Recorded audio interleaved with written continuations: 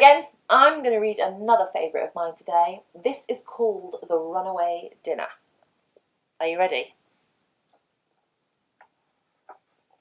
Now here's a story for you, full of such fun and exciting stuff you will surely love it.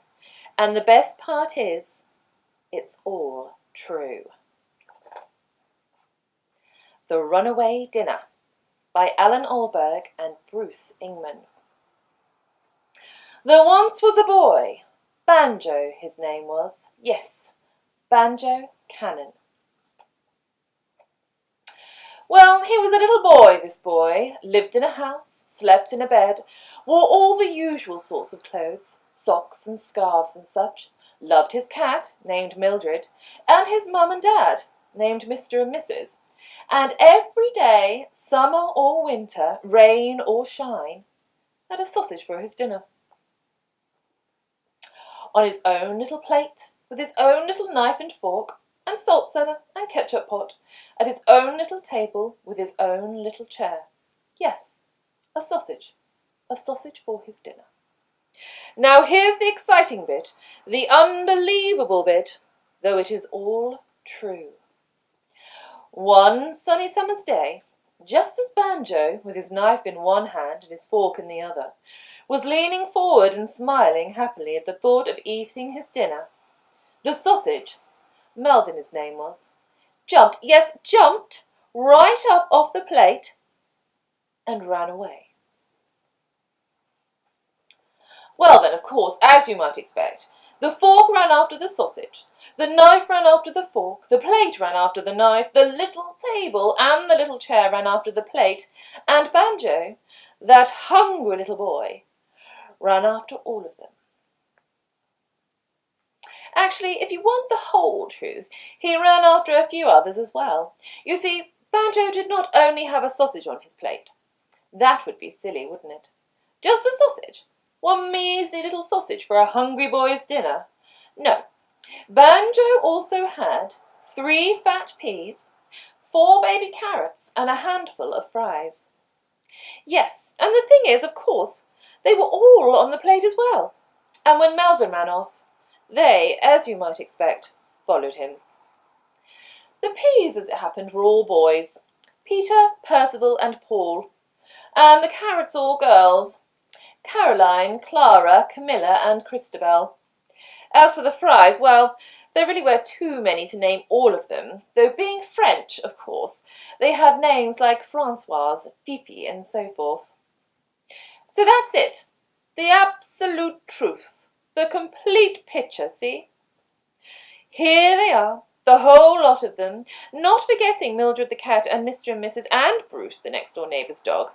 Nearly did forget him, though he was chasing Mildred, actually, all racing down the road. Well, the first thing that happened was the carrots, all 4 of them, escaped by hiding in a paper bag. Bruce chased Mildred up a tree, and a pigeon ate Percival. Melvin, meanwhile, was running strongly on his 2 little legs. He came to a pedestrian crossing, waited for the green light, crossed the road, and ran into the park. The next thing that happened was, Mr. and Mrs. bought 3 ice creams. A couple of the French fries escaped by sailing away in a toy boat. Au revoir, bon voyage, hurrah! And a duck ate Paul. Banjo, meanwhile, was running strongly on his 2 little legs, and the chair and the table were both running strongly on their 4 little legs. Actually, that's not entirely true. The little chair in particular was quite unfit, quite out of puff. He had to stop and have a rest for a while. Only then an old lady came along and sat on him. She was out of puff too. So then, of course, the little chair was stuck there for a time.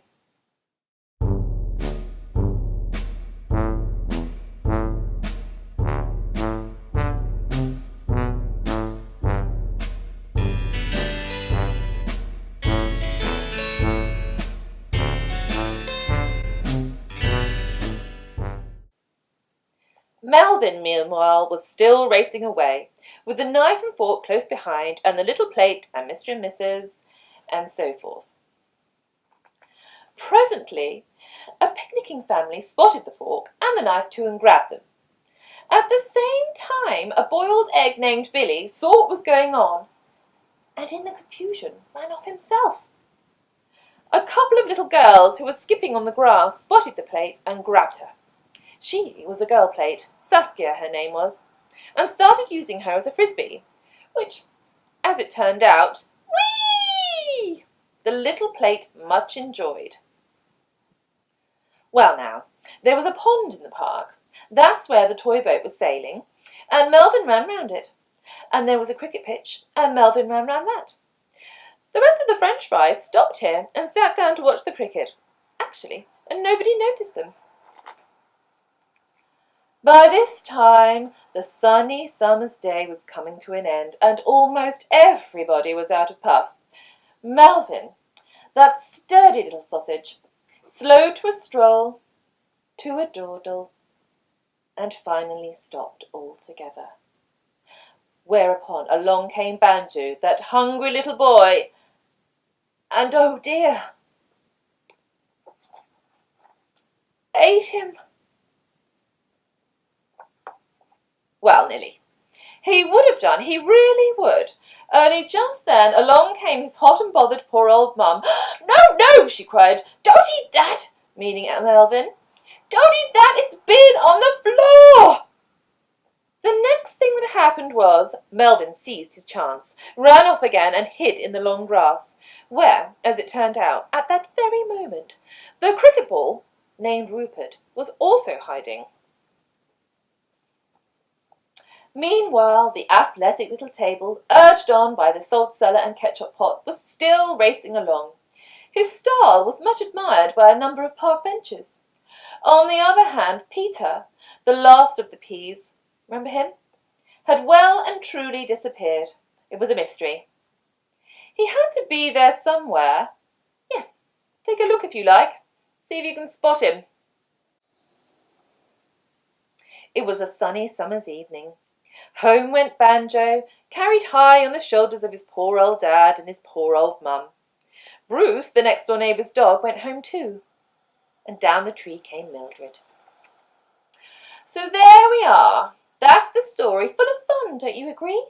And exciting stuff, yes. Of course, poor little Banjo is still hungry. Hungrier than ever, in fact. Luckily, help is at hand. You see, every day or evening, rain or shine, summer or winter, after his dinner, Banjo has a plum pie for his pudding. In his own little bowl, with his own little spoon and his own little jug of custard. Yes, a plum pie, named Joyce on this particular occasion for his pudding. So that's all right, isn't it?